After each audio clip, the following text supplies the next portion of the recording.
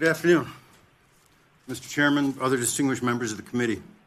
I'm Matt Rothschild. I'm the Executive Director at the Wisconsin Democracy Campaign, which since 1995 has been tracking and exposing the money in Wisconsin politics and advocating for a broad range of pro-democracy reforms, including banning gerrymandering. That's why we're here today to oppose SB 621 and AB 624. Meet the new maps just like the old maps. Wisconsinites won't get fooled again. These maps are a cynical, partisan maneuver to keep one political party in power, not by changing a single voter's mind, but simply by moving lines here and there on a map to give yourselves an advantage. This is not fair play. This is not Wisconsin nice. The Speaker admitted this morning that partisanship was considered in the drawing of the maps. Those were his words. And that is what's so galling to me and to so many others here today and around the state. It was also shocking, I've got to tell you, to hear the Speaker admit that they didn't take race into consideration when they were drawing the maps, which may be a facial violation of the Voting Rights Act. And there are other problems with the Voting Rights Act, as Senator Taylor itemized them.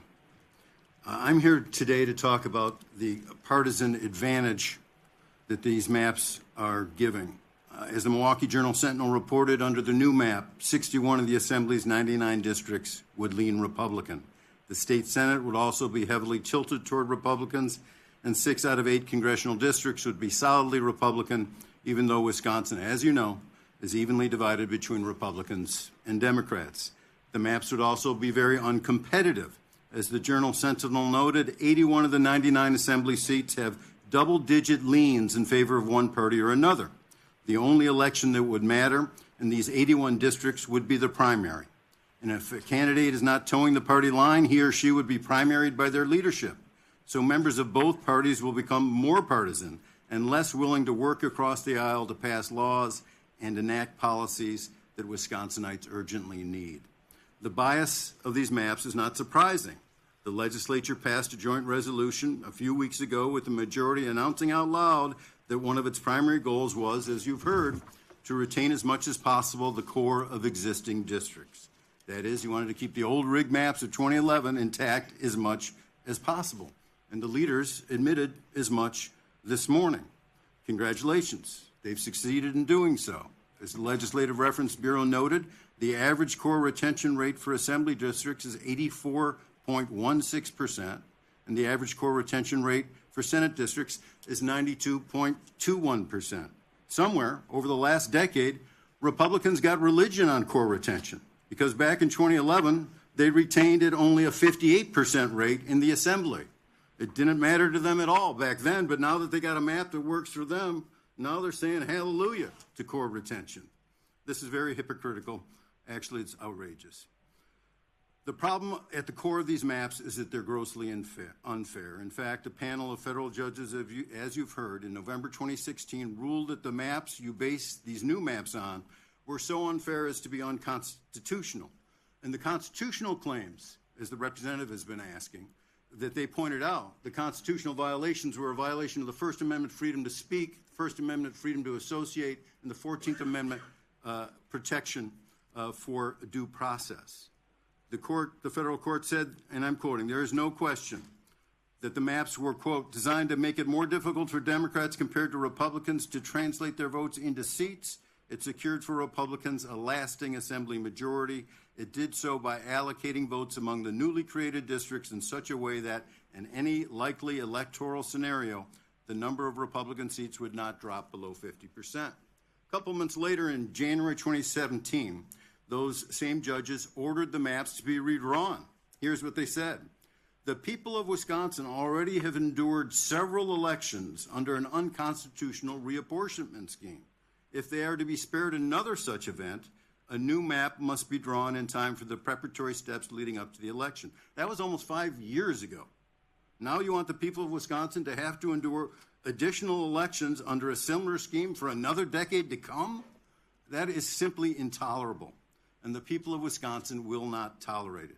Already, 56 counties have told you via county board resolution or countywide referendum that their citizens want independent, nonpartisan redistricting.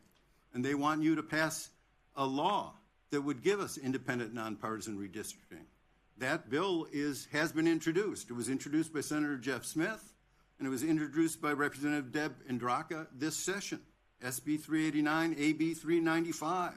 Can we at least get a hearing on that bill that so many people in Wisconsin want to see happen? Can we get a vote on the bill? Do what the people want in Wisconsin mean anything? That's why I'm here today, to give the people of Wisconsin what they want and to get fairness in our maps. Get a level playing field. It shouldn't be too much to ask. Do you always have to tilt the playing field in your advantage?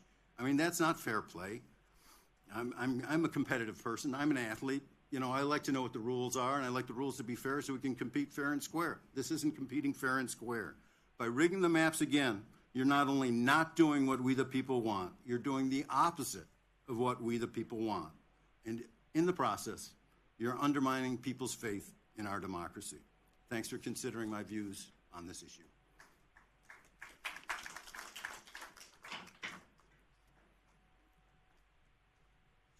Representative Onsted. Well, thank you, Mr. Chair, and thank you for being here today with your testimony.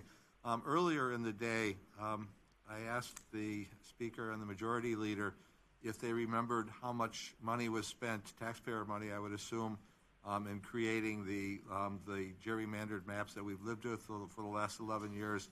And their testimony was, well, most of the money was spent just defending the maps, but do you happen to remember how much money was spent actually in executing those maps, or the little law firm across the street in terms of when they created it? I don't know that, but I know the total price tag for both the law firm, the private law firm, for the expert they flew in from University of Oklahoma, of all places, to draw the maps in the locked map room in the law firm, and then to litigate because they were charged with unconstitutionally violating the rights of citizens, and a federal panel agreed with that. That seems to me a legitimate lawsuit to bring. The price tag combined is between $3 and $4 million. $3 and $4 million that could have gone to so many other things that we need in Wisconsin, like better roads, broadband, better schools. Wasted. And it's wasted every 10 years, if I might. That's why we need to get to a fair process, a new process like they have in Iowa. Iowa solved this problem 40 years ago with the so-called Iowa model, where the electeds don't draw the maps, but career civil servants sworn to be nonpartisan at the Legislative Reference Bureau draw the maps, and then the electeds vote on the maps. And that doesn't cost them $3 to $4 million every 10 years. This one's going to cost as much or more, probably. Thank you very much for your testimony. You're welcome. Representative Pope. Thank you, Mr. Chair. Thank you for being here, Mr. Rothschild. Appreciate your opinion. You asked sort of a rhetorical question, and it was, can we get a hearing on those bills? Do you know, could you explain to, I guess, the general audience, who makes that decision and why we haven't, maybe your opinion about why we can't get a hearing on those bills? Well, we should be able to get a hearing. I think it's at Chairman Strobel's committee, and it's up to him to bring it to the floor. I know a Republican on his side, Mr. Kuyenga, had asked him to have a hearing, and I read in the paper that he said, no, I'm not going to give you a hearing. As to why, you'd have to ask the chairman yourself.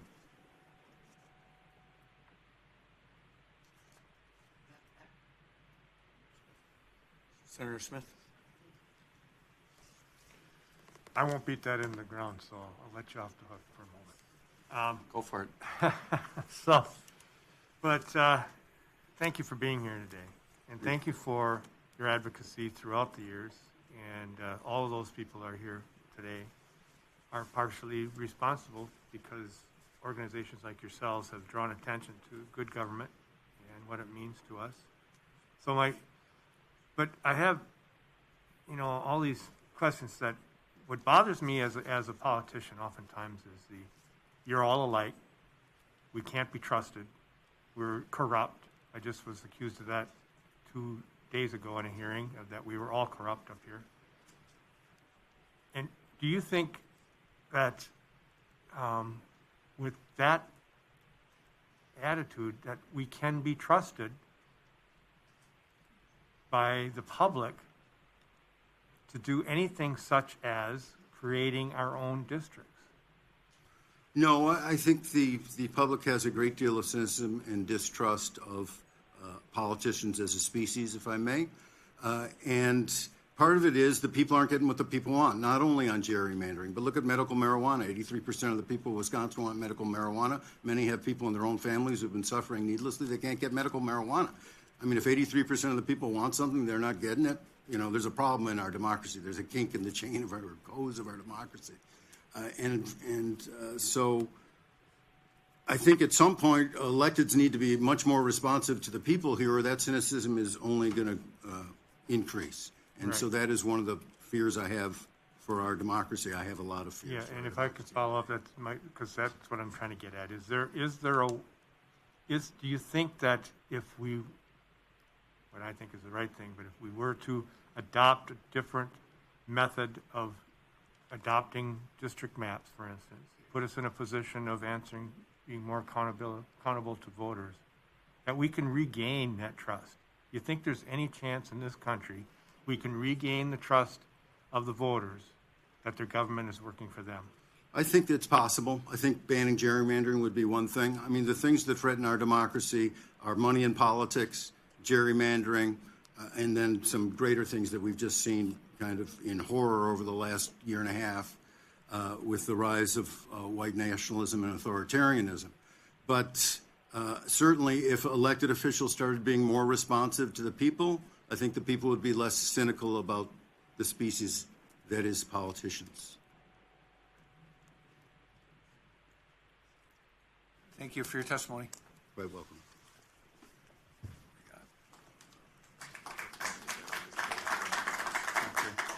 Next, we're going to call up